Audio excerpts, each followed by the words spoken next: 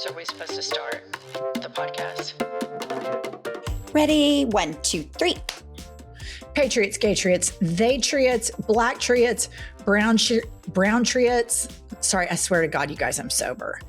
All of the fascist, Nazi, MAGA psychopaths can do what, Pumps? Fuck off. Oh, that's a good one. That was a good one. It's a long fuck off because I really want them to fuck all the way off. How great would it be if there was a trend that started with people like, you know, how they're legal observers to the ICE people, if they just started like in a la Pump style, just like doing their arms like an eagle going, fuck off, fuck off, fuck off, fuck off. Yeah. And we could make it. Yes. I would love it. Pumps, what have you had it with? Kate, what I've had it with is when you are a subscribing paid member to a news service or a magazine, and you've paid the money, and then they pop up ads, like you push down, like you scroll up to read the rest of the article and an ad pops up and you have to hit the X mark, which I always invariably end up going on to the page of the advertisement. But my whole thing is, if I hadn't paid for a subscription, I completely get it. Like, that's how they make money. That's how they stay afloat. I'm in. But I've paid for this subscription. And now, instead of just having the normal ads, you have the trick fuck ads where you think you're pushing X to get out, but really you're going to their site. So I've had it with that. I've fucking had it. They're double dipping. It's a total double dip. I will say this. I agree with you. The pop-ups, the constant unsolicited advertisements. And when you're on a page, these things are popping up without your consent. Right. You know, it's ruining the scrolling experience. And so I oppose that. Now, when it comes to like certain articles, there were these journalists, real journalists have done like incredible investigative journalism. In order for these journalists and these non-fascist media outlets to make money, they have to put stories behind a paywall. Right. Totally on board with that. I get Happy that. to pay it. Even if there's an ad in the paywall, if they need to pay these journalists, keep the lights on, I get that. I think the rub are these unauthorized pop-ups. Yep. Agree. I mean, I do not mind paying it, but I do not like having to pay it and the pop-up. But right. But you're right. I'm happy to pay for independent journalism because the mainstream media is just absolutely collapsed in every area. Most of them, not all, but quite a few. All right, let me tell you what I've had it with. This has happened to me a couple of times at the airport. The airport, as we all know, is the epicenter of just world-class grievances and fuckery. This happened to me twice recently. I was ascending on an escalator, and the escalators were very crowded. The person in front of me, when they get to the top of the escalator, simply steps off of the moving step that goes in and then holds and stays in place. No walking. Creating a domino effect of me walking backwards, having to take steps backwards. The person behind me thinks I'm an asshole. Right. And I'm like, hey, dude, you got to go. You got to move. And so it happened once. I'm like, you got to move out of the way. We're all coming up. Well, the second time it happened, I have my dogs with me and they're very like, they know when we get to the top, I say, ready, 1, 2, 3, jump. And they both jump over and they're, just incredible. Just really incredible canines. Okay. Despite like incredible personalities, you know, Mr. and Mrs. Congeniality, Mr. and Mrs. Photogenic, megawatt personality, the whole nine. They're really like, they behave very well. So I'm gearing up the dogs and I'm like, ready. And they're like, you know, they're ready to go. I'm like, 1, 2, 3, jump. And then they bang right into the heels of this woman who's just on her phone. Oh, I hate that. I was like, you've got to move. Like you have all of these people coming up. And I'll tell you one thing I'm really digging about New York culture versus Oklahoma City culture is you can say very sincerely, what are you doing, man? You got to move out of the way. And that's not considered rude in New York. It is a reality-based statement that is appropriate to the situation. In Oklahoma, if somebody did that, it would be considered rude. And so if I were in Oklahoma, I'd have to go, sorry, you need to move. I'd have to like tiptoe around. This person is the norm violator. This person is the one clogging the escalator. So whatever statement is ejected at them, is projected at them, is warranted because they're creating an obstacle, endangering the lives of other human beings at the airport, endangering the lives of people's pets, and all around just being narcissistic, selfish assholes. And the lack of escalator etiquette is just something that I could go on and on about for quite some time. Well, I'll tell you what, everything kind of always boils down to the lack of self-awareness. When people are on escalators, there's a higher duty of care because you're going up and people are behind you. But your duty of care, you can't hurt everybody. If you just want to stop yourself, that's fine. But the stopping on the phone, I see it all the time. I see it in airports primarily, where you're walking and somebody like stops to check their flight or a text or something. And it's like, people are moving. An airport is not a, stop and smell the roses type place. We're going from point A to point B. We don't need a lot of gawking and stopping and reading your fucking phone. And I will say, I have caught myself doing it before, and I immediately am like, oh my gosh, I got to stop. If a text comes in and I'm looking at it, so I know that it's really easy to do. And so I really try to step out of it. But here's the thing. The older I get, the more New York I become, because I just don't have time to fluff people over stupid shit, especially if I don't know them. I'm never going to see them again. I don't care if you think I'm nice. I don't care if you think I'm a cunt. I just don't care. Just shut the fuck up. Move on. We're not doing this. Yes. Airport hallways should be treated like a roadway, a highway. Yeah. If you're on the highway, you don't stop in the middle of the road to check your phone, to check your Instagram notification, to take a phone call. You don't do that. You pull over to the side or you exit. The same thing needs to be with all walkways, staircase ways, the flat moving walkways in airports. They are active traffic zones. Yes. If you wish to cease movement, you need to pull over to the side, much like you would in a car. And if you don't pull over to the side, expect to be confronted with behavior that some may call cunty. And that cuntiness is warranted. That is when you are a cunt for good, a cunt for order, a cunt for civility in the airport. And sometimes cuntiness needs to be weaponized to whip people into shape. And these lollygaggers in the airport and the absolute morons, stupid morons that stop after they step off of an escalator and don't have the deduction skills to play the tape through. If I stepped off, somebody after me, considering this is a very busy airport, is probably going to step off as well. You're not the only MFer on the escalator. Yeah, people are just, the longer I live, the more I think people are stupid, especially now in this 2020-26. I feel like, I guess I just didn't know that such a large percentage of the U.S. population is so dumb. I guess you just assume that everybody, is average intelligent, maybe a little below, maybe a little bit. You don't just think abject fucking dumb shits. And you're just seeing it more and more. What year is it again? 2026. What did I say? 2026? No. What did I say? I always say it, but now I can't remember. People are just so stupid, especially in this year, 2026. Oh, that's what I always say.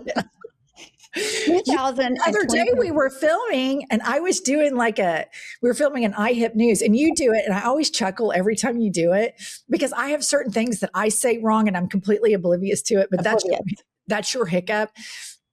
And so I have all of these in 2024, the stats of the government or polling was X. And I have to go through all these years.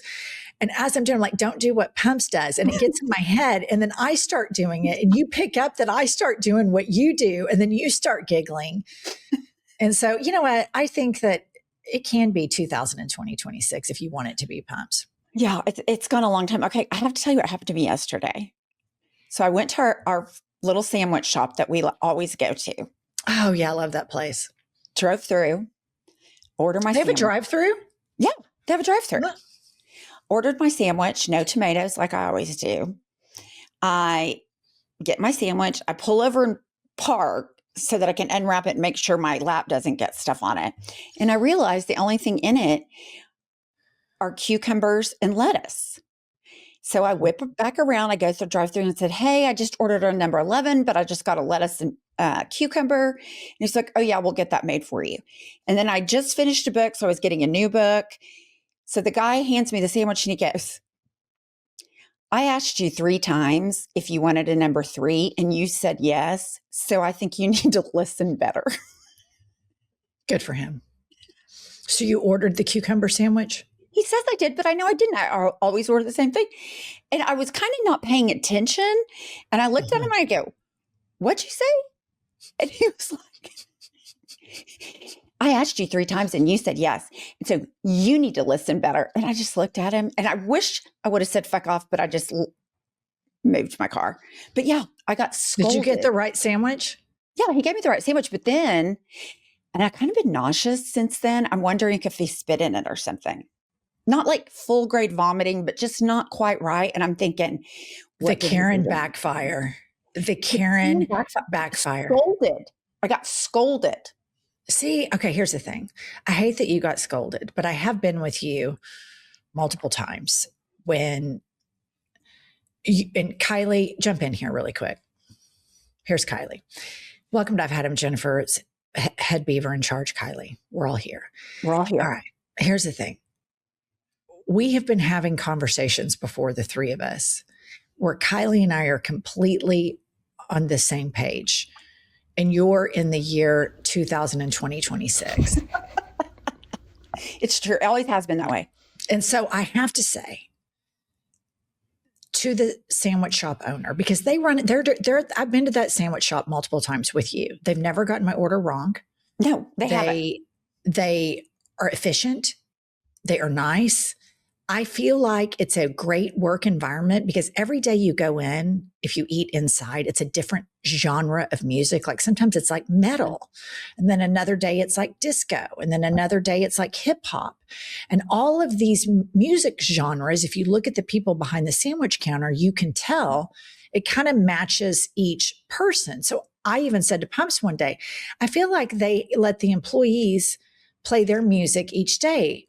And I really like the sandwich shop because Pumps and I both love sandwiches. So here's what I have to say. I do think that the notion that the customer is always right has been an enabling breeding grounds of Karenism. And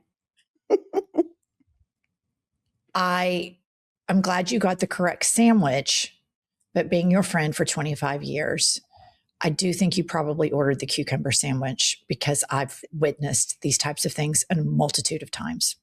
Yeah. I mean, I'm certainly not going to deny I thought I did, but you never know. But yeah, sometimes I make no sense. Pumps, you've totally fucked Seth and I up because of the 2026. He texted me yesterday and was like, hey, Pumps said 2026 in an ad, which I'm always listening for it. And I literally didn't catch it because it sounded right to me. And I went back and I was like, she said it right. That's the thing to me. Like now I'm there, like I had clarity about how to say the years. And now I'm in like the long COVID brain fog Pumps 2026 million. Yeah. Trump America, fuck it. That's what I think. Fuck it.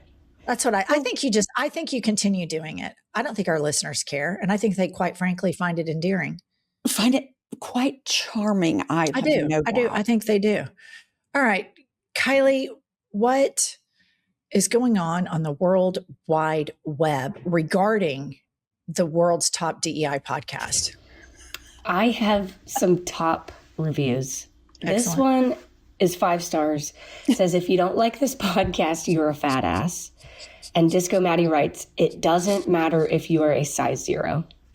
Yes, that's exactly right, Disco Maddie. That's exactly right. When I call you a fat ass, it has nothing to do with your ass. It's just that you're a fat ass because that's just a good, Satisfying. it's satisfying. Like when you go, fuck it, I'm not doing it. It just doesn't feel good to say. I think I'm going to stop. Fuck it feels profoundly more satisfying. I love Disco Maddie for describing perfectly your ideology about fat ass. And it was she nailed it in such a simple way. Way better than I ever have. Okay, this one has beef with you, Jen. Ooh. It's titled Monsters. It's 5 stars. And Nix writes, I was in the process of leaving a 5-star review when I discovered Jen is in fact a psychopath because only a psychopath leaves their cell phone in their car and raw dogs a workout.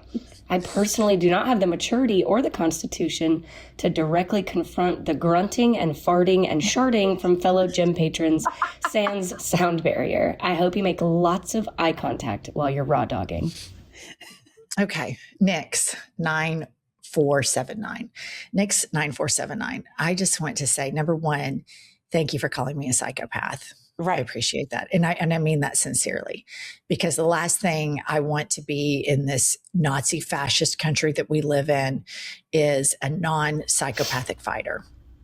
Secondly, the whole gym thing, like in the phones situation at the gyms, are horrific. The grunters that you are talking about, I'm one of them.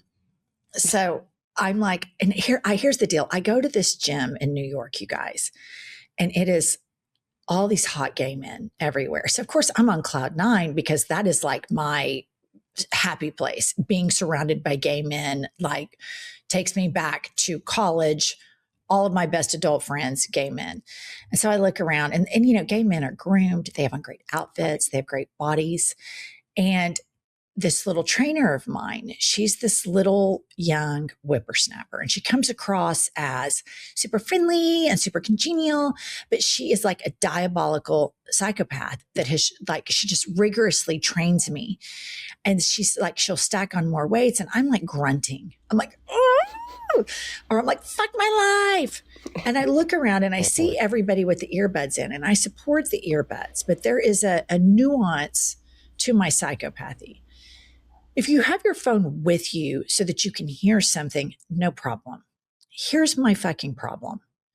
You got some asshole, some hot gay guy, of course, doing, let's say, leg presses. And so he's on the machine, bogarting the machine, and then he's going to take a 30-second to 60-second break. Next thing you know, he's on Instagram. Next thing you know, he's like, well, who is this bitch tagged here? Next thing you know, who follows? And then we're down a rabbit hole that is 10 minutes, which I relate to because I do the same fuckery on Instagram all the time, which is why I don't get on social media in the gym. And if that means I am sanctimonious, or I am on the moral high ground, or I am a Serena Williams style grunting hypocrite, I will own it. I will bask in it. I will bathe in it. But it is the trying to do two things that shouldn't be done at the same time. You cannot do leg presses and do reconnaissance on Instagram in between leg presses, because you never know once you start a reconnaissance mission on social media to figure out who this bitch is, who her friends are, do they follow anybody, any of the Trumps, and you're trying to get the deep, dark bottom of something. I relate to this. I enjoy this. It's a hobby of mine. I do not do Instagram reconnaissance missions in between leg presses or bicep curls. Queens. Yeah, and I just want to say, there's no one that does a reconnaissance like Miss Welch. I mean, excellent at it. If you need a mission accomplished in the reconnaissance world, she's your gal, and she is focused. And I don't even think, Thank you, I think you have too high of a standard that you would even start that at the gym, because your standards are so strict. Thank you, Pumps. And the cross-contamination of it would seem to cheapen the reconnaissance mission. Absolutely. It would be such a flippant thing to do in between bicep curls that I'm going to conduct this, very important investigation in the middle of the gym when somebody's waiting on the leg press machine, you know, like I wouldn't cheapen the toxic, absolutely none of my business reconnaissance mission that I'm on. I would keep it pure and dignified, Right. in its toxicity.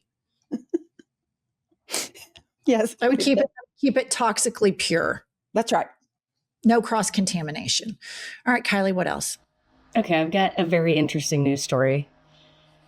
This says, in Denmark, offices banned small talk for a week. Burnout rates dropped to record lows. Finally.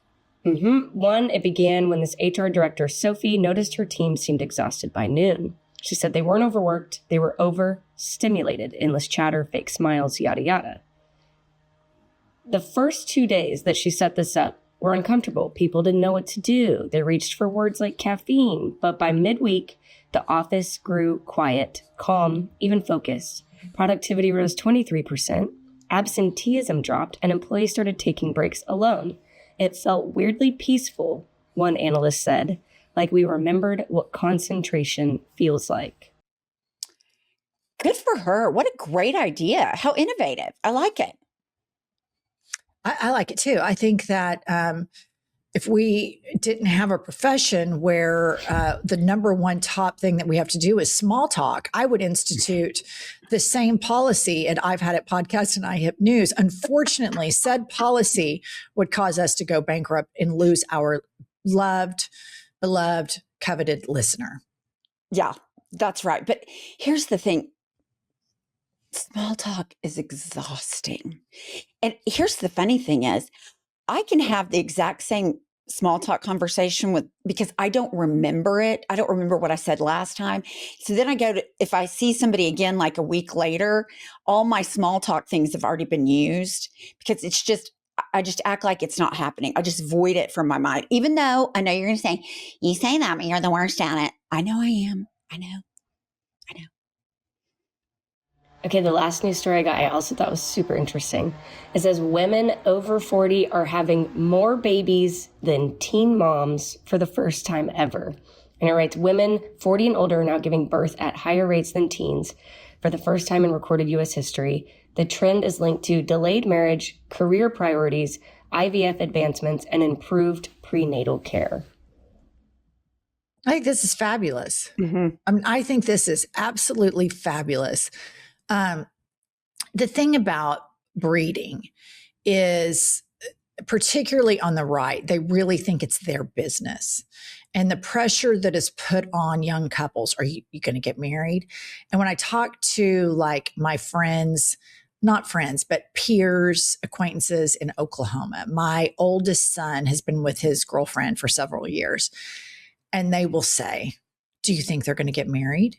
They're 22 years old. It's like the furthest thing from my mind and the furthest thing from their mind. But there's a regional component to this where if you get in the Bible Belt states, there's all this pressure on it. All of my New York friends, when I mentioned, oh yeah, my son's in law school, he lives with this girlfriend, they've been together for several years. Not one person has ever followed up with, do you think they're going to get married? And then after that, in the South, it's followed up with, are you going to have kids? Are you going to have another kid? There's all this pressure that I think comes from conservative spaces. This story, like women having it all, being able to have a career. And let's face it, when you go, Kylie, get your ass back up here. When you go through adulthood, your 20s, you think you're hot shit, you're an adult, but you're not. Your 30s, all of your inner child shit, all of the trauma comes out. Your 40s, you're kind of starting to getting a little more. Honestly, like I think 40 is a much better mental headspace to have a child than in your 20s. I think it's going to create better parenting. I think that it's like the perfect time to have it. Now for conservatives, they're going to think, oh, this is terrible because actually women are going to go out into workspaces and kick white men's ass with their efficiency. They're less hysterical, whining, grievance, titty baby. Oh my God, the way all these MAGA men are.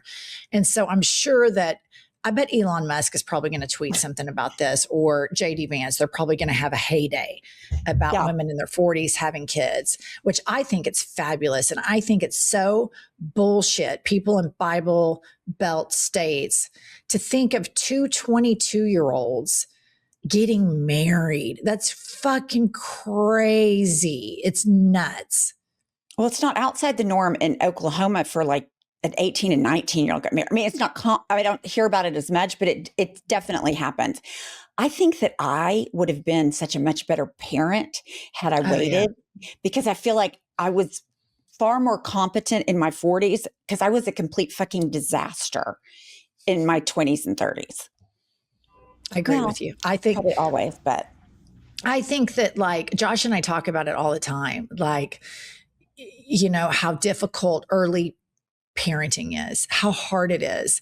And the more life experience you have on the planet, the better set up you're going to be. I think delaying parenthood, quote unquote, planning parenthood, donate to Planned Parenthood, is incredibly important, because there's just a lot of generational fuckery that goes on with straight people and the breeding and we got to get married so we can have sex. And then they don't know anything about protection. And then they start popping out all these babies, like those, what are they called? The Duggars. I mean, you know, that's the biggest goddamn shit show you've ever seen in your life. One of the Duggar guys is like some pedo sisters. I mean, it's just a goddamn nightmare. And I just think we need to really, really emphasize, as a counter reaction to Elon Musk, who is the world's richest deadbeat dad on the planet, JD Vance, who has 3 kids that he will not even stand up for mixed race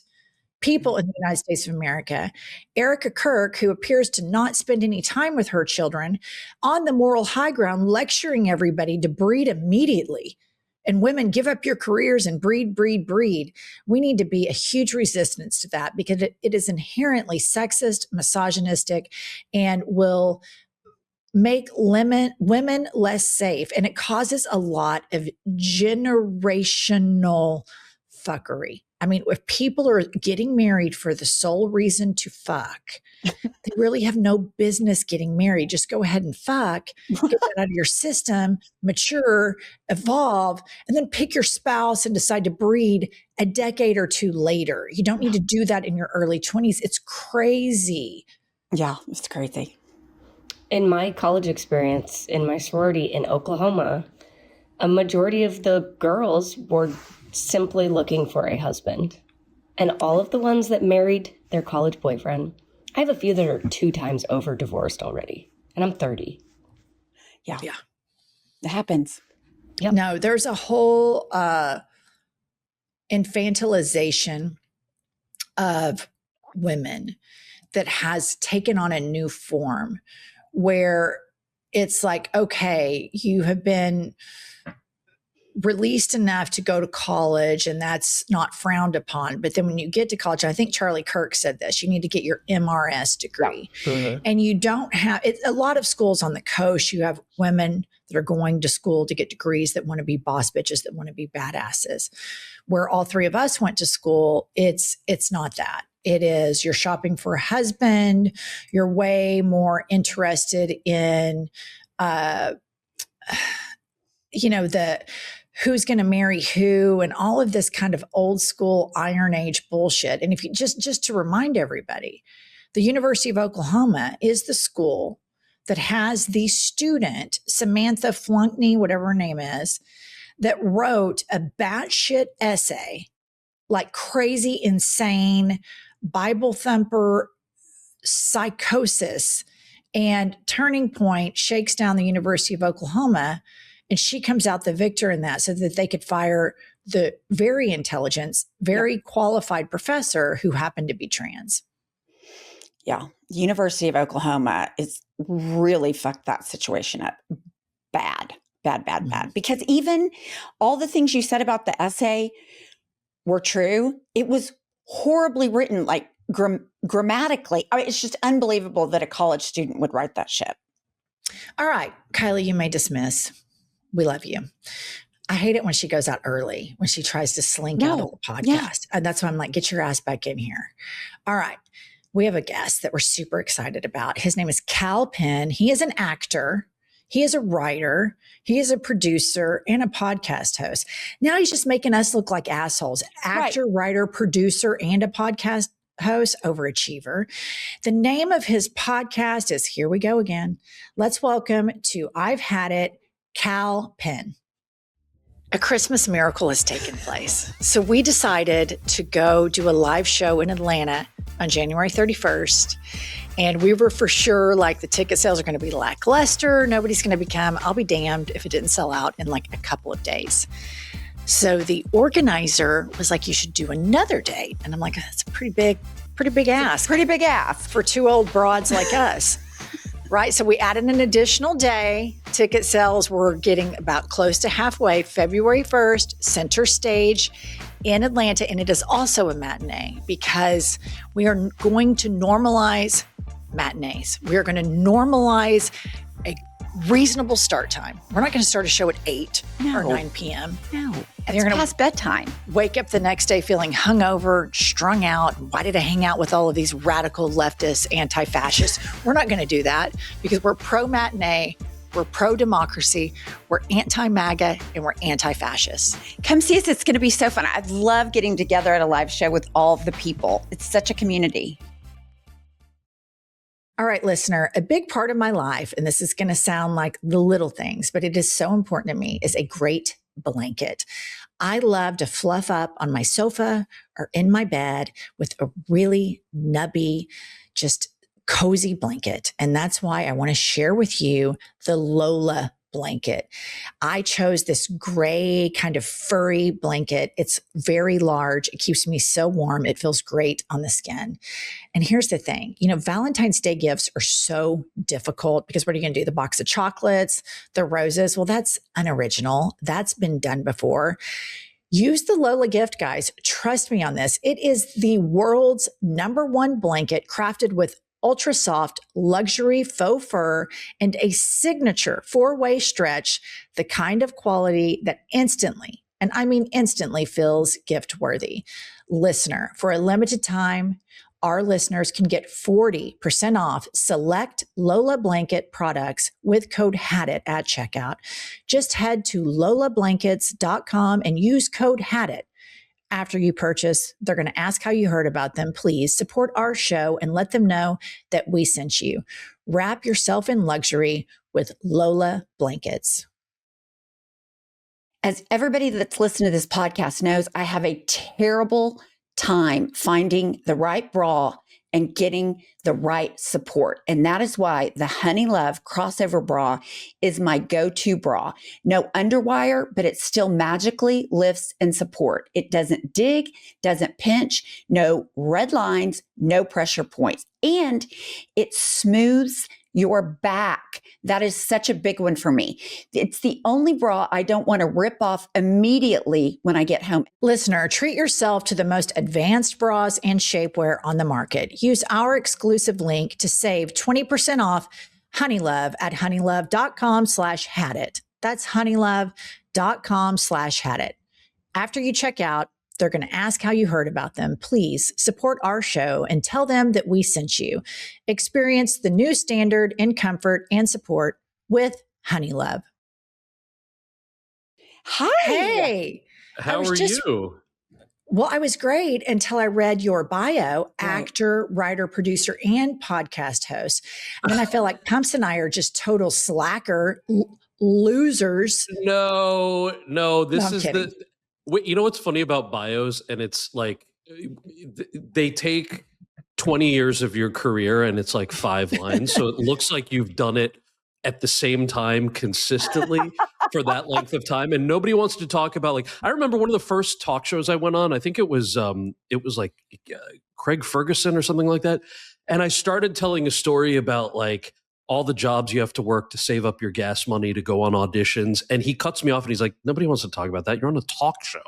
Nobody wants to hear that. Tell us the juice about making the movie. And I'm like, okay, I understand. All right, Kal Penn, what have you had it with? let me just pull up my list because I made a list. I love a grievance list. I have a grievance list. I know it makes me sound more grievancy. The pettier, the better. That's sort of how I felt about it. I'll give you the first one. Okay. It's this idea of manifesting something. And it's usually said with I think what we all call like Instagram influencer voice. This year I'm manifesting that I'm putting the energy out there. I'm like, guys, I think that's called coming up with a plan. Right. I think that's right. Or it's the opposite. It's I put the energy out there and I manifested it and nothing happened. I'm like, well, because you didn't put, it's the plan and then the action behind it, right? So anyway, so that's like a big pet peeve of mine is like either you're talking about planning or you're talking about luck. It's one of the two. It's one of our longtime grievances. There's this woman. Oh, is it really? Okay. Yeah, there's this woman on Instagram, and this was like right when we first started the podcast. And I'm like looking at Instagram, looking at influencers to like come up with content. And this woman, she has like a Birkin bag and a Rolls Royce, and she pulls up to the plane, and her husband has a matching Rolls Royce, and it's this big giant like private plane. I mean, like big fucking Gulfstream, right? Uh-huh. And she writes in the comment section, like, I manifested this life. Hashtag Gulfstream, hashtag Birkin, hashtag Rolls Royce. And I just thought, are you kidding me? And here's the problem. It's kind of like, okay, I get one narcissistic nut job. I get that. Right. Yeah. Is this aspirational for people? Because that's the problem. Like, are people doing that? And then all of a sudden they've got a mood board with a Gulfstream and a Rolls Royce and zero job.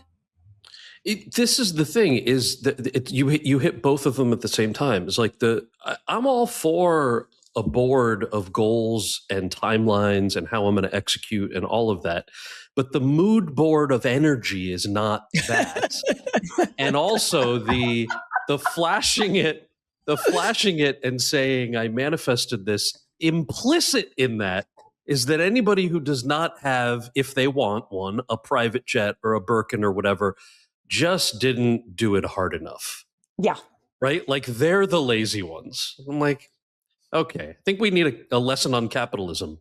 It's kind of like, I feel that same way about when people say, we need to pray for the family after a horrific school shooting. They're like, we need to pray for the family. The prayers doesn't help.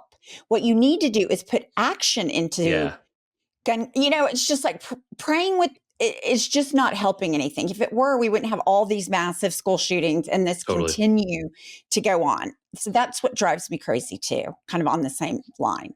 Maybe it's all just a coping mechanism. Maybe. I mean, I think the thoughts and prayers crowd all have a lot in common, which is what we say in Oklahoma, all hat, no cattle. I mean, it's a big performative, we're going to pray and we're going to do all this shit and we're for family values and we're for life. We're for all that shit. But then they just do the perform like Ted Cruz, when he starts talking about praying, I'm like, there's never been a bigger walking, talking advertisement against prayer, against men, against Texans, against senators, against husbands than you, Ted Cruz. Ted Cruz, I feel like, doesn't get it. Like there are a lot of politicians who I've met who have walked me through this idea of like they want to endorse another politician, or actors. We get this all the time, right? Like someone's like, "Oh, can you help me out on a campaign?" Or the opposite, "Please don't help me on this campaign because your presence would do more harm to this political campaign than good." I don't think Ted Cruz understands that calculus. No, he thinks he runs around saying, he's got an exploratory committee for the 2028 presidential election. And every time I see that, I'm just like, why does he not know everyone hates him? Like universally. Yeah. It's unbelievable. Yeah. It's wild. All right. Moving along. Let's go to what I think I have on your list of grievances. Yeah. Something pertaining to tips. Yes. So tell us about this. Here's what it's not going to be. It's not going to be, I agree with this also, but it's not going to be like somebody poured you a glass of hot water, handed you a tea bag, swiveled the screen around and wants $2 extra. That I understand the grievance. And also that's like complicated because of the way our minimum wage works in the United States. That said, the grievance that I have is when you get your bill and tips are automatically calculated. Like it'll say 20% check here, 15 check here, 25 check here. But when you look at it, those numbers have been calculated after taxes. Like you don't calculate tips after taxes. It's on the net.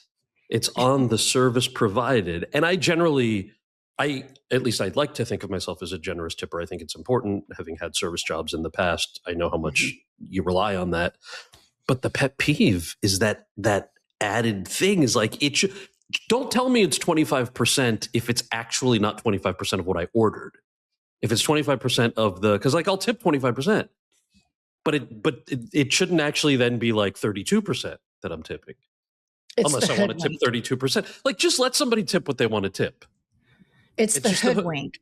Yes, but it feels icky saying it because, again, having had those jobs back in the day and having so many friends in the service industry, I know how many shitty tippers there are. Oh, yeah. I know how many people are just like, they didn't do much. Here's $2 or the food sucked, so I'm not going to tip. It's like, all right, things are a lot more complicated than that. But the little pet peeve is just be honest about how it's calculated. I'm with you regarding tipping because I waited tables all through college, bartended, and it was a really good job for me. Not only was it good money, but when people did tip well, if I didn't work Sunday morning with the Thoughts and Prayer crowd, notoriously terrible tippers in the South. Just had to throw that in there because I didn't realize that, by the way. Them. Oh, they're terrible. Horrible. Nobody wanted to work Sunday church because you're not getting tipped. Jeez, I would have thought the opposite. It prepares you for life. It's so good. Yeah. Oh, no, it's not the opposite. They're the worst tippers.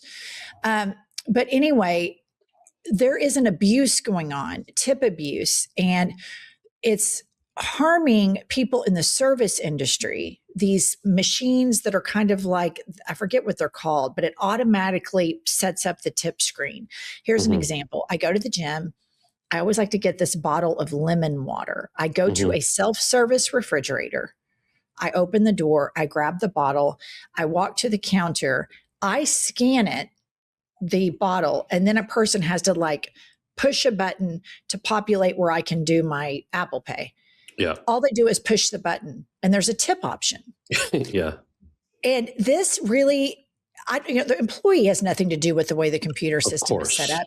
Yes. But it damages workers that are really, really hustling, where their minimum wage for waiters has been $2 for like 40 years or something. It's crazy. It's insane. It's crazy. Minimum wage has not increased in 20 years. And so it's damaging them. But I think that I'm hopeful that we can start targeting, if we ever get our country back, that the corporate exploitation of this. The corporations are not only exploiting and giving their workers a bad name, but they're exploiting you, the customer, too, because they don't want to pay them a livable wage. That's very well said and much more succinctly said than my little rant. And a great example of that, I remember that, the restaurant Sugarfish? It's like a sushi chain. Yeah, I love that place. So they're one of those no tipping restaurants. And at first, when I heard about this, I'm like skeptical, like, is that because, what does this mean? And then you dive into it, and it seems, at least from people who I've talked to who work there as well, that they're a living wage restaurant. The tips are built into the price of the food that you order. And that's generally a protection against shitty tippers, right? Because they want their staff and their members to be taken care of. So if that works well, and to your point, if that gets rid of the corporate greed, what a nice stopgap until we finally have a living minimum wage for people in these wonderful professions who service our food when we go in. Yeah. Wouldn't it be nice if these corporations or some billionaire opened up a Starbucks style chain, and at every register it said, please do not tip. We pay our workers a livable wage. Yeah. I mean, is there a psychosis to once you become a billionaire, you just become a horrible person? Can there be a benevolent billionaire that emerges and takes over, or is that not possible? I mean, like I've heard smaller scale examples of this, like a Sugarfish chain or something like that, where they do the livable wage thing, but also real small businesses, right? There's a family friend dentist that I knew when I was a kid, and my parents' friends, and they told me, they pay full benefits, health coverage, everything to all of their employees. And it's just a small, 8-person dental clinic at the time. And I remember being in high school or college and kind of realizing what that meant. I'm like, aren't you guys losing a lot of money doing that? And they both were like, well, first of all, we're immigrants who got to come here for a better life. Most of our employees are first generation immigrants who went to trade school, and we just think it's a no-brainer. Like they are the reason we have this thriving business. We have to cover their healthcare and their benefits and all of that. And the way it was explained, I was like, oh yeah, wait, why isn't this just a thing? Where is the human decency aspect of it that cuts ahead of the greed there, to your point? Anyway. All right. Is it true that you have been friends with Mayor Mamdani since you were 14 years old? So what I love about this question is it implies that he and I are like the same age, and I'm like way older. So that makes me feel good. Oh, good on you. It makes me feel very good. Cal? So thank you. Yeah. So I've known him since he was 14. Not you. Okay. Not me. I was in my, I guess, late 20s. His mom is a wonderful Academy-nominated film director named Mira Nair. And when I was a kid, one of the first movies of hers that I saw was called Mississippi Masala, which was incidentally one of Denzel Washington's first movies. And it's, how like when you're young, there's like a couple of movies or actors or directors that make you go, oh, wait, maybe this is a thing that I can do too. So she was one of those people for me when I was a kid. And then cut to this movie called The Namesake that she was directing, that I, for whatever reason, could not get an audition for this movie. My agent couldn't get me in.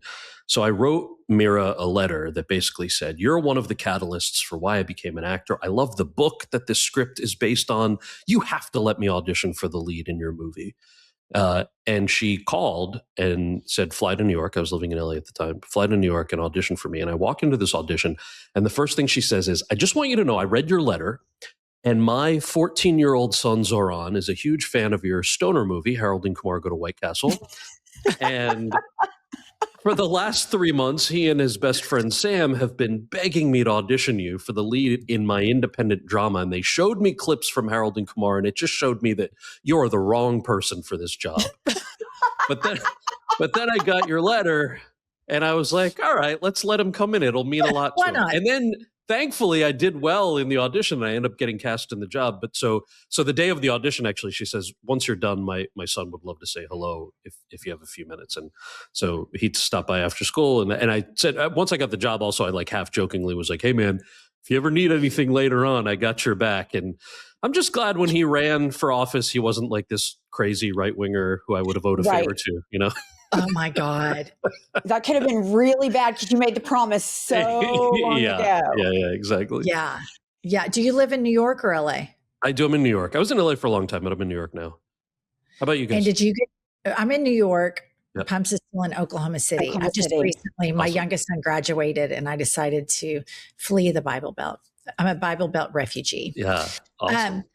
But were you able to participate in his? Did you campaign for him? Were you?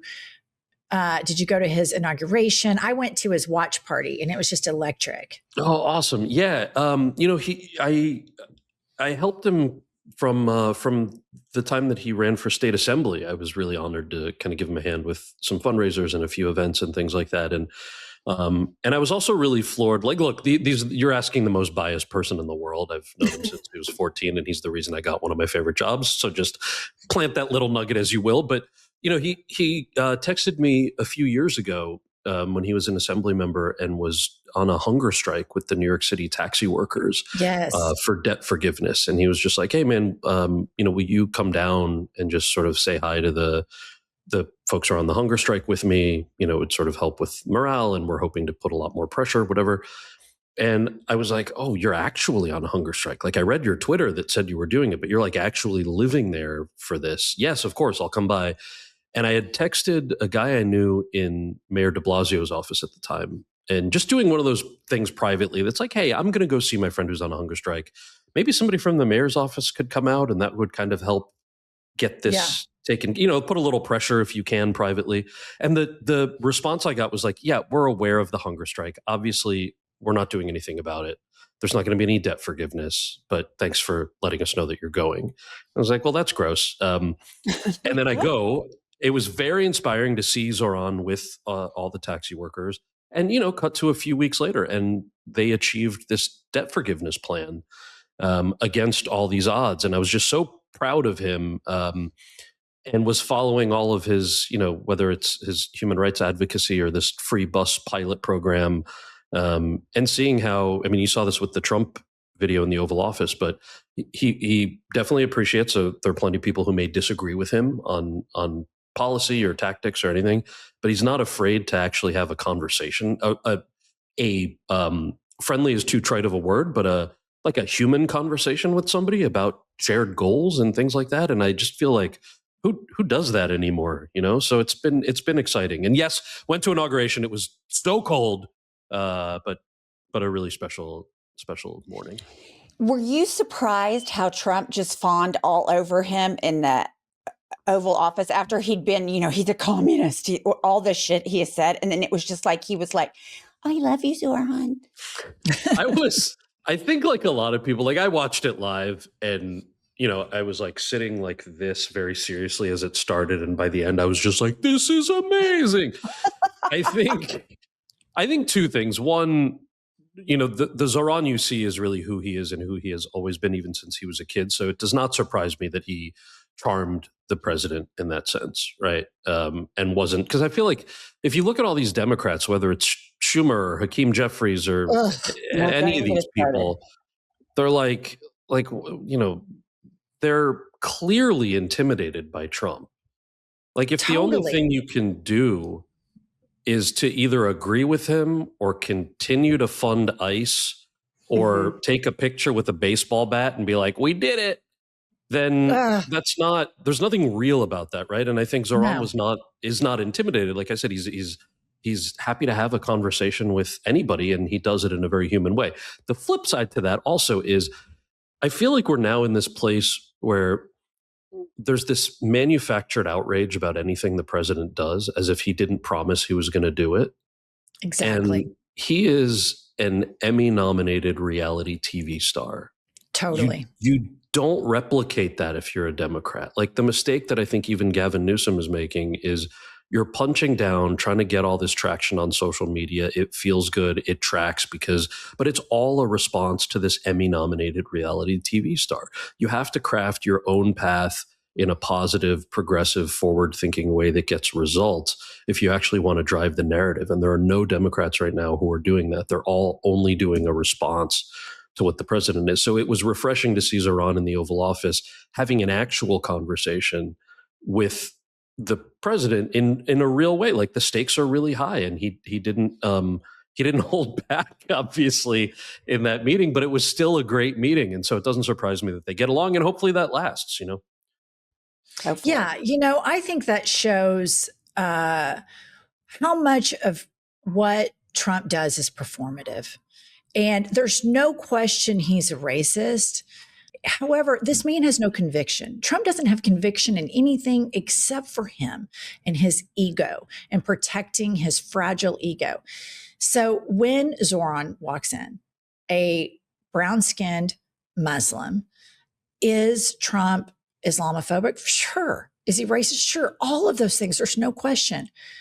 But he's such a prostitute, Donald Trump, that when Zoran walked in, he saw a good-looking winner. And that superseded even his racism. And that is this man is the world's best con artist, because when Zoran walked in, he didn't see brown-skinned. He didn't see Muslim. He saw Well, here's this good looking winner that took on all these asshole hedge fund guys that probably used to look down on Trump, because they knew Trump was full of shit in Manhattan, et cetera. And so I thought it was a really fascinating. I was boarding a flight and I'm like refreshing my Twitter, trying to get inject this into my veins. My favorite part was when they're like, you called the president a fascist. Would you like to take that back? And Trump's looking at me, don't worry about it. It's okay. Yeah. Zoran goes, you can say yes. And he goes, yeah, sure. Yeah, he's fascist. I'll just add to what you said that and this is true, and my understanding is this is what the mayor shared with the president is that one of the ways that he won obviously was by expanding the electorate and registering new people to vote, but there were a lot of people who voted for Zoran who were Trump voters, and so he reached out to them and said, "What was it about the president's campaign that made you want to vote for him?" And it was all affordability. And so I think I assume, at least it seems from the readout of that meeting, that they connected on that, and that Zoran presumably shared a lot of that with the president, that, look, there are a lot of people in New York who were rooting for you and are rooting for me also. So maybe we can deliver the things that they voted for both of us for. And how refreshing would that be if we actually got results from that? And let's not kid ourselves. Yeah, I was going to say. I'm not saying. I appreciate Zoran's smart. Zoran is surrounded by a lot of very smart people, and they had the psychological profile. And I'm sure that he went in and flattered him in a way that Trump responds to. Like, you see, anybody who wants to get something from Trump has this psychological profile. What's so crazy about this whole thing, Kal, is the president of the United States is the easiest motherfucker on the planet to manipulate. Like, if I wanted to manipulate him, I could go, you know what? I think your hair looks great. And honestly, I don't care what Stormy Daniels says. I bet your dick is bigger than Obama's. Yeah. Hook, line, sinker, he'd be in. You have the easiest motherfucker on the planet to manipulate. But I do think there is a very important component to what Zoran did. In taking on the billionaire class. And more than anything, he's able to walk into the White House in a way that Schumer and Hakeem are unable to do. Because he walks in with full-blown conviction.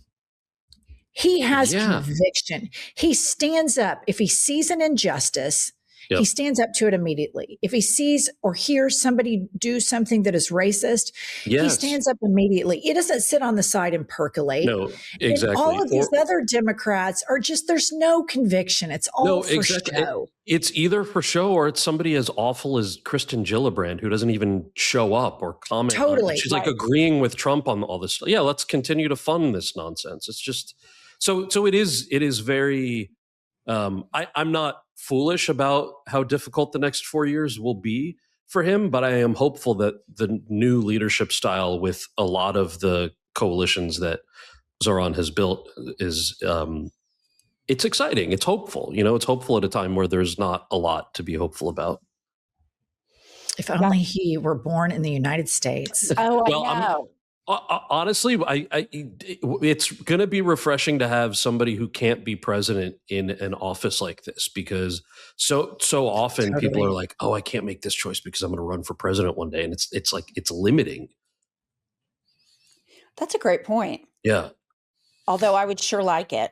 Yeah, no, for sure, same. But I'm just I'm just kind of outlining the silver lining there in the fact that he can't be president. Okay, it's time for a fresh start, fresh energy of the new year, and finally launch your business with Shopify. 2026 is the year you rewrite your story, own your future, and make your entrepreneurial dreams come true. Start your business with Shopify in 2026 and become who you're meant to be. So you guys, when we started our podcast, it was so hard to figure out, what do we put on the website? How do we get the merch to people? Shopify gives you everything you need to sell online and in person. Listener, in 2026, stop waiting and start selling with Shopify. Sign up for your $1 per month trial and start selling today at shopify.com/hadit. Go to shopify.com/hadit. That's shopify.com/hadit. Hear your first this new year with Shopify by your side. And now a quick message from today's sponsor, the ASPCA Pet Health Insurance Program. Listeners, you know that my pets are a part of my family. They are my children, my spouses, my everything. I cannot overstate enough what an integral part of my well-being and serenity my pets produce. My dog Tubby has been having seizures lately, and I've been so worried about his health. Life with a pet is full of surprises, a chewed up sock, a spur of the moment adventure, and these unexpected vet bills. Listener, when you enroll in an ASPCA pet health insurance plan, you could get a $25 Amazon gift card. That's a little treat for you while you're doing something great for your pet. The program offers customizable accident and illness plans, making it easier to get your pet the care they may need. It's been around for almost 20 years and has covered nearly 1 million pets in that time. So listener, to explore coverage, visit aspcapetinsurance.com/hadit. That's aspcapetinsurance.com/hadit. Eligibility restrictions apply. Visit aspcapetinsurance.com/Amazon terms for more info. This is a paid advertisement. Insurance is underwritten by either Independence American Insurance Company or United States Fire Insurance Company and produced by PTZ Insurance Agency Limited. The ASPCA is not an insurer and is not engaged in the business of insurance. Okay. Kal, let's play Had It or Hit It. Oh my God. Welcome to Had It or Hit It. I would hit it. Had it. Had it. I hit it every day, sometimes twice a day. All right. Had it or hit it. Faux food allergies. Ugh. Had it. Had it. Had it hard. Let me just, so I'm allergic to tree nuts. It is an anaphylactic allergy. I have to go to the hospital if there's cross-contamination, if there's a little bit of like somebody doesn't know there's cashew paste in something, all of that. When I'm out at dinner with a friend who has elected to be gluten-free or something free. Now, again, I just want to be clear. I'm not talking about somebody who has a medical illness and can't have gluten. That's obviously in the same category as a medical allergy, which is what I have.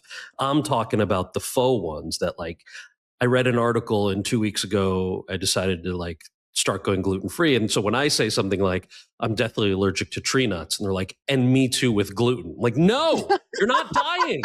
You are not dying. You might have a little tiny tummy ache.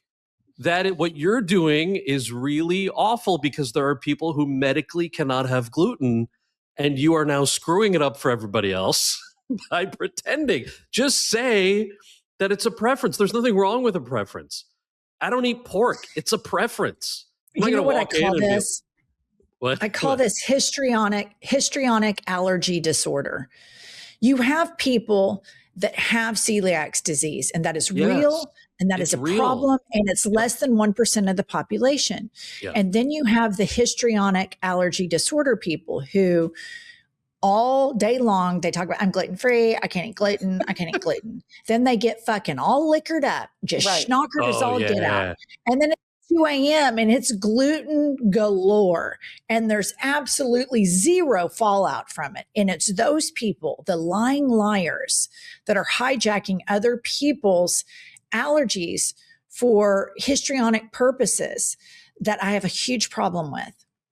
I feel like I and the tree nut allergy crowd should get together with the actual celiac crowd and do a really funny doc short about the people you described who like just will get shit-faced at 2 a.m. and then eat all the gluten. Like there's a funny documentary there. Yeah, I completely agree. You can get producer credits, Jennifer. Exactly. Yeah, I can add to my bio like the next time I'm on a podcast. You can. I have as many qualifications as Kal does now because I'm a producer. Fuck you, Kal. Yeah, great. Hey, you do it. You don't need me. I'll do the voiceover. Okay. All right. Had it or hit it. Smartphone charging plugs. Oh, Lord. Just had it, man. Had it. I get that they are built to make us spend money every couple of years, and you got to get an adapter for the thing. And like, look, I've got, is this a video pod also? Yeah. Or is this just for us? Okay. Video. So, you got this thing, but then you have to put this on it now. You have to buy that if you want to, but then that's not going to work either. So then you just have to buy a new, like, I get it. I understand that that's how it's built for this, but man, it's just annoying. Yeah, like Apple doesn't have enough money. They can just let us all keep the same chargers. Here's what irritates the shit out of me on it. Yeah. Right when hotel rooms started using, just don't use the electrical outlet. We'll just make a place for your charging cord. It's like 5 minutes later, then we all went to the USB cord. So now they don't have plugins available, and you can't charge your phone. That drives me fucking crazy. Yeah. Yes. So we're all in the same boat here. Yeah. I almost feel like everybody says, well, no, it's better. I'm like, at some point we have to call a racket a racket. It's a racket. Every time I go get a new phone, it's a new charger, then earpods require a different charger. It's a never ending road of rackets and fuckery from these corporations. And I just think we need a universal cord across the board. Yeah, I don't want my bundle of wires as if I'm an 80-year-old man, like next to my plug. No shade to all the uncles who I based that comment on, but they know what I'm talking about. Like, just bundles of wires and chargers, just clear electrical hazard. Like, I don't want to be that guy. Okay, had it or hit it. You're going to have to help us with this. Yeah. Fad drugs. Fad drugs meaning, for example, ayahuasca. Or things that have had actual uses in native cultures or communities that are now like, pay $9,000 and go on an ayahuasca retreat somewhere in Mexico. Like the fad that like, this is a cleanse. Like, first of all, it's okay to say that you have $9,000 and you want to just get high with a bunch of other venture capitalists in the middle of Mexico, disguised as a thing that's apparently based in native culture, even though a massive corporation is putting this tour together. Totally fine if you want to acknowledge. So to me, it's that. It's like, if that's what we mean by fad drugs. Yeah, I don't look. Also, with all this stuff, something like that, what a personal choice. It's not for me. It's only irritating when you have to hear about it. It's like your friend who goes to Burning Man and calls Burning Man home, and then says that like the real world, I don't know, they have a term for this. The real world is not the actual real world. Like their actual home is the 2 weeks at Burning Man. And they're so high for the next 6 weeks. And you have to interact. So to me, that's the category I'm saying. I'm not saying don't do it. If that's your thing, man, go for it. Who am I to judge? It's just that when it comes into your day to day, it's like, oh, right, he just got back from Burning Man. We need to keep our distance for 6 weeks and make sure he drinks a lot of water and exfoliates. And exfoliate. Make sure your feet are clean. That place, I've never been, so I shouldn't talk. But I'm just like, I don't think you can pay me enough money to go. It just sounds absolutely horrible. People rolling around in a kettle pedal, like, oh, I can't imagine anything grosser. The art looks incredible. The experience doesn't seem like it's for me. I have plenty of friends who have gone and have loved it. I haven't met anybody who went and was like, it was okay. So I feel like whatever you see on Instagram is probably pretty accurate in terms of like, should I go or should I not go? Yeah, not for me, but definitely right for, the next door neighbor who went 10 times. Okay. Had it or hit it, ice. Oh, had it. I mean, what more is there to say? They're even the idea of what it was supposed to be it's just so far beyond the pale of they're going after innocent immigrants and American citizens, shooting them in the face. Mm-hmm. Both parties continue to fund ICE. I mean, it's completely ludicrous. I think ICE needs to be abolished. But furthermore, let's talk about what is called the Kavanaugh rule right now. And this is a Supreme Court ruling where, because of the way you look, and those of you that are listening, Kal is a brown-skinned man. And because of the Kavanaugh rule, you can be stopped legally by ICE for looking the way you look in the United States of America. Yeah, it's really terrifying because the Supreme Court for years and years, the precedent was you cannot racially profile, that it was illegal. And now it's like, oh, well, if Trump and his administration want to do it, we're all for it. I mean, it's sickening. It's sickening. And it also, like, imagine what this does too, right? If you are a person with privilege, as I am, imagine there was some ICE agent who decides to detain me. A pretty cursory Google shows you that I was born and raised in the US and what I do for a living. Now imagine you don't have that luxury or that privilege, whether you're a citizen or not.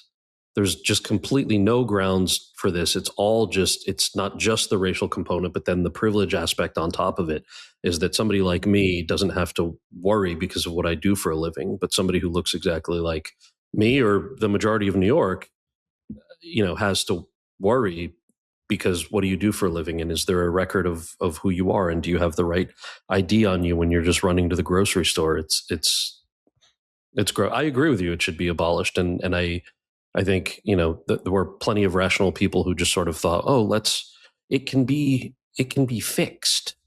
ICE can be fixed. Like, no, I think it's clear that it's past that point. And I keep going back to this because we have to remember who funded it. I mean, I hope I hope people on the left, lawmakers, and are feeling that pressure. I hope so, but I don't think that Chuckles or Hakeem are going to do a goddamn thing about it. But you bring up a very important point, and it is that most of these Republican laws, whether they are abortion bans, the Kavanaugh rule, which apparently Justice Kavanaugh, the whining, snot slinging, crying beer drinker during his confirmation hearings, men are not emotional, therefore fit for office. He doesn't like that this is being called the Kavanaugh rule. And so I want to always bring it up and rub that in his face that he is the one that wrote the affirming opinion on such a racist piece of shit legislation, and his name should always be linked to that. But the poor are attacked first. From our home state, Oklahoma, there's an abortion ban. And if Pumps has a daughter, if her daughter were pregnant for whatever the reason, it's nobody's business but her daughter's, they would have the money to fly to California, to Colorado, to a safe space. And the poorest people get hit the worst by all of these Republican laws. And at the same time, these are the family values, the Jesus people, the moral high ground, the Lord this, the thoughts and prayers. And to me, and I'm just going to say it, and I've been saying this on and on and on again, MAGA is a death cult. It is just all of their policies, all of their actions lead to death. The dismantling of the EPA, the dismantling of the FDA, the vaccine rescheduling, Mr. Brainworm, piece of shit, RFK Jr., the abortion bans, the ICE raids, all the concentration camps, Alligator, Alcatraz, CCOT, and others. It all leads to death. And so none of this helps anybody. And there's another budgetary fight that's coming up, like now in the next few weeks. So we saw the last time Schumer was like, the Affordable Care Act doesn't matter enough. Let's go ahead and, open up the government. So now we've got that fight again, plus the ICE fight, tack on abortion, human rights, obviously young people who happen to be LGBTQIA, like on and on and on. My boyfriend Josh is from rural Mississippi. He talked to young white kids in rural Mississippi and the access points that they have for healthcare, education that are being cut off as well. Like I hope that anybody who is, I don't know how many actual, aside from like in AOC, Bernie, et cetera, there are, but I hope that in the coming weeks, the views of yours, which are pretty well reflected in everybody who's so pissed off right now, I hope they take that to heart and say, you got to give us some concessions here if you want things to be open. You bring up something that I've been so passionate about all of my adult life. And it is young, queer, and gay people in really deeply red spaces. Yeah. And in the 90s, in the early 90s, when I was a student at the University of Oklahoma, I was an atheist in the Bible Belt. I didn't want to hang out with all the Bible study girls. I hung out with gay men, and they were the most welcoming. And the same people that bullied me bullied them. So we were able to have this, relationship. And what so many of these men went through as the AIDS epidemic was, still very, very dangerous in the early 90s. I mean, they just started the cocktail of drugs, but I had some friends that were on it, and they were so sick from taking the drugs to treat their AIDS. But more than anything, their peers and their families and their churches, and the isolation and the bullying that they were exposed to, and the lack of love and emotional safety that they felt, that still very much exists. And this administration has exacerbated this homophobia. And in red states, this type of homophobia is institutionalized. It's taught to children. It's embraced. It is nourished. It is watered. It is still so insidious. And it's one of the bigotries that white people kind of get a pass for, and even did in more liberal times in the country. And it really is something that I have really fought hard for and continue to fight hard for my whole adult life, because so my mother told me when I was younger, and I asked probably like 6, why would somebody be gay? And she goes, well, darling, all you need to know about that is nobody in their right goddamn mind would choose to be gay in the middle of the Bible Belt. So immediately taught me, this is not a choice, that our responsibility is to love these people. So to your boyfriend from Mississippi, I mean, these are very unheard voices that need our support, because their governments bully them, their churches bully them, their friends' parents bully them. It's just awful. Yeah, well said. And there are so many great organizations that are doing that real work, right? Who are not as who don't trend as much as some of the larger great organizations that do a lot of this work. So I'm glad you brought that up. And hopefully are you still in touch with all those friends? Yeah, all of them. That's awesome. Yeah. All right. Last one. Yeah. Had it or hit it, the United States of America. Oh, hit it. Hit it. We live here. This is our home.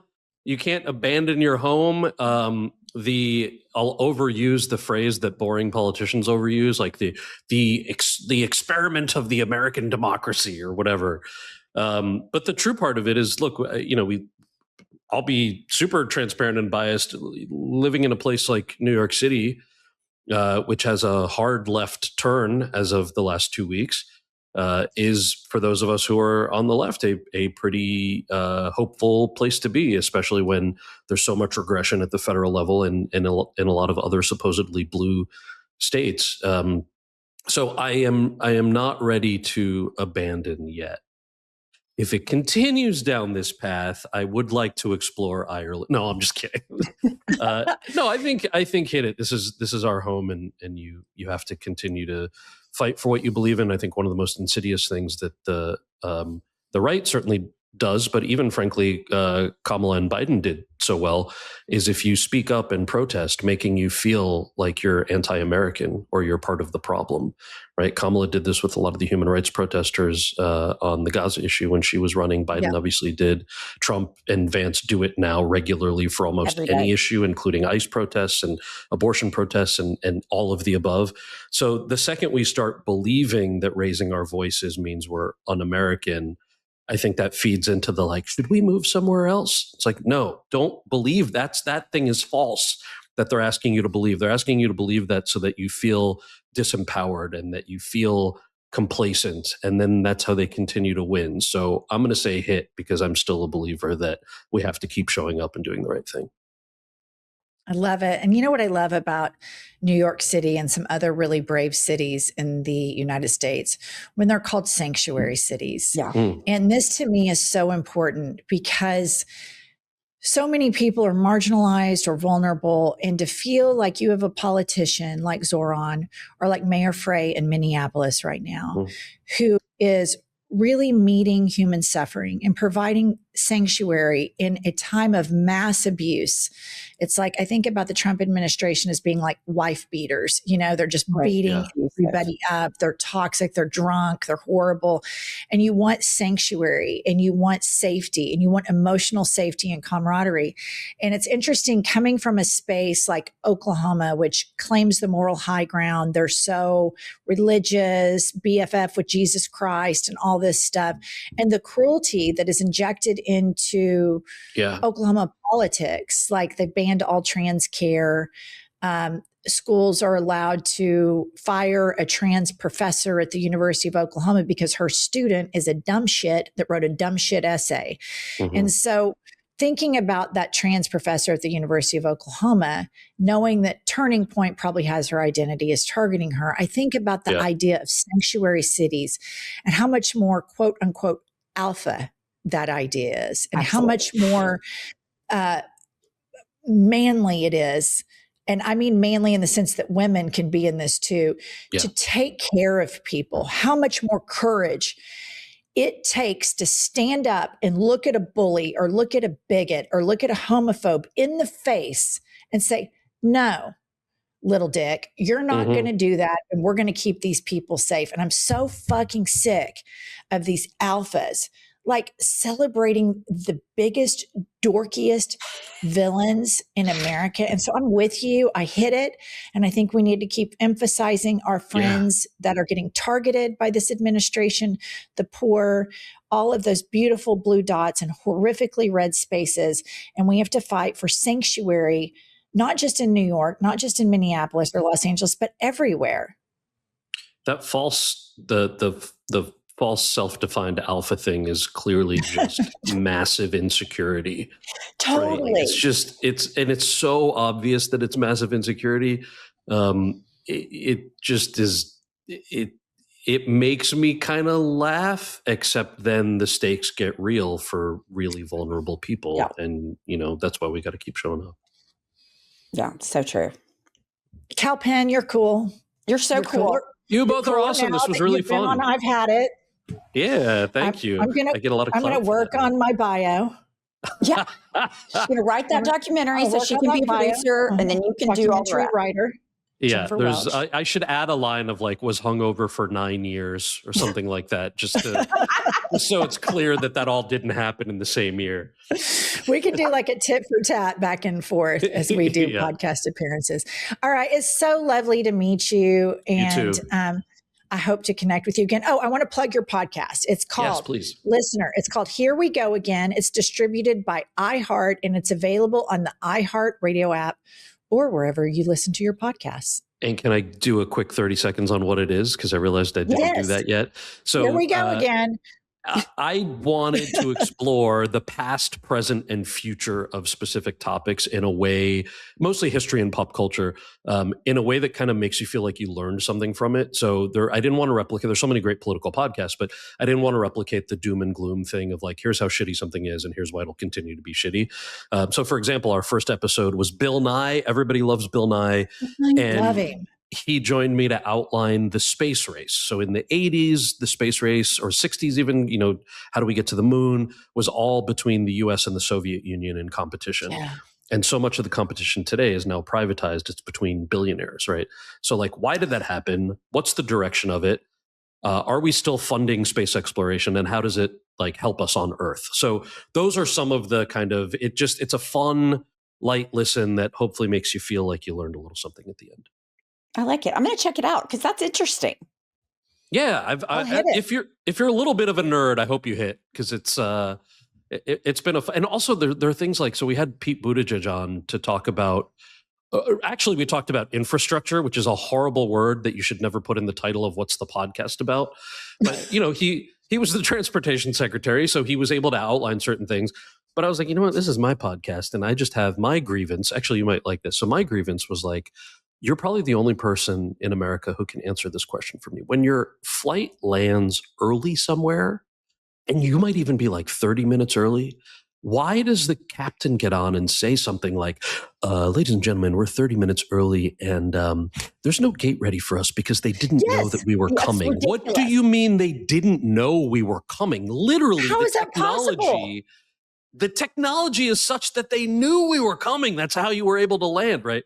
So I was like, Pete. What'd he say? So he said, I was hoping for like some conspiracy answer, but he was like, well, yes, they shouldn't lie to you about that. The real reason is that certain types of planes have to occupy certain types of gates. So even if you see that there are like 10 gates open, the gate may not have been assigned to that type of plane. And To then that also airline. right. And then the ramp operators capitalism. also, they may not have enough ramp operators at that airport for all of the flights going in and out. So if you're early outside of whatever that slot that you were allocated, you just have to wait. And I was like, ugh, well, all right. Thanks for the real answer, Pete. But he was great. He was such a great guest. Before we go, I just had to remind everybody, as Donald Trump is sitting around with like 95,000 ass kissers behind him, and somebody mentions Pete Buttigieg, he just like looks up and he goes, Pete Buttigieg. Have y'all seen this? I've seen that clip where he can't say it, but he's like not even paying attention, but it's such a trigger. Yeah, because somebody described to him how to say it. It's Pete Boot, like a boot on your foot, edge. So every time he always goes, Pete Boot, edge. Yeah. Pete Like Boot, our toddler fucking moron president. Kal Penn, you're cooler now that you've been with the IHIP ladies. No question about it. You can add that to your intro. Absolutely. Guest on I've Had It. Yeah. All right. Thank you both. Have a good one. This was a lot of fun. Thank you for having me. Okay, let me tell you how I feel about him. First of all, I loved Designated Survivor, and I loved him in it. So I've been aware of him for a while, but he's one of those people that you're with and you just feel light.